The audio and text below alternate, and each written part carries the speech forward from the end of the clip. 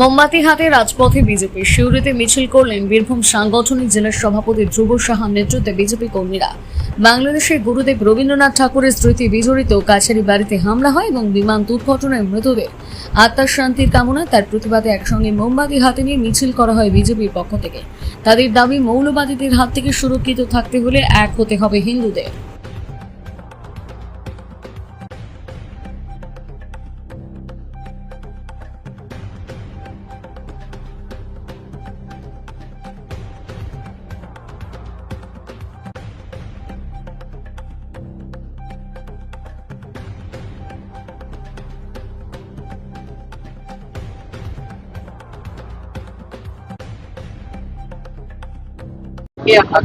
বাংলার নারীদের সম্মান ভুলুণ্ঠিত হচ্ছে এবং সেই বাংলার নারীরা বারবার অপমানিত হচ্ছে, বীরভূমের বুকেও অপমানিত হচ্ছে এবং বাংলায় বাঙালি হিন্দু ওবিসি তাদেরকে ছোট করা হচ্ছে, তাদের অধিকার খনন করা হচ্ছে।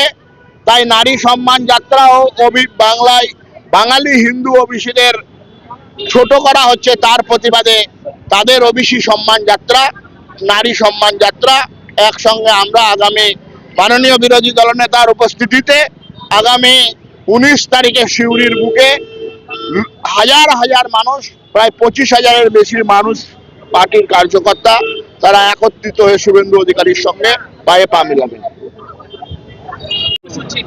দেখুন, বাংলাদেশে রবীন্দ্রনাথের স্মৃতি বিচরিত কাছারি বাড়িতে যেভাবে সনাতনী সংস্কৃতি, শুধুমাত্র রবীন্দ্রনাথ হিন্দু হওয়ার কারণে তার বাড়ি ভাঙচুর হয়েছে, মৌলবাদীদের আঘাত, এবং আজ গত দুদিন আগে মহেশতলাতে কলকাতার বুকে হরি মন্দির ভাঙচুর হয়েছে এবং সনাতনীদের উপরে আক্রমণ হয়েছে, আঘাত হয়েছে।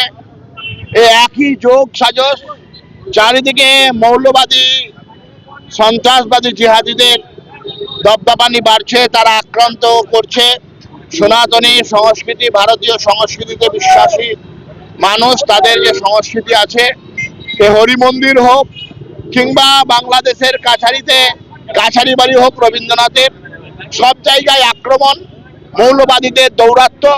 তারই প্রতিবাদে আমরা বাংলার বাঙালি সনাতনী হিন্দুদেরকে জাগ্রত করার জন্য এবং তাদের সকলকে এক হওয়ার জন্য আমরা মোমবাতি জ্বালিয়ে মিছিল করেছি। জ্ঞানের আলো জাগুক বাঙালির মনের মধ্যে, বাঙালি হিন্দু আজকে জাগ্রত হোক, না হলে আগামী দিনে আজকে কাছারি বাড়ি, কাল মোথা বাড়ি, আর পরশুদিন আমার বাড়ি, কেউ ছাড় পাবে না এই মৌলবাদী জেহাদিদের দ্বারা আক্রান্ত হতে।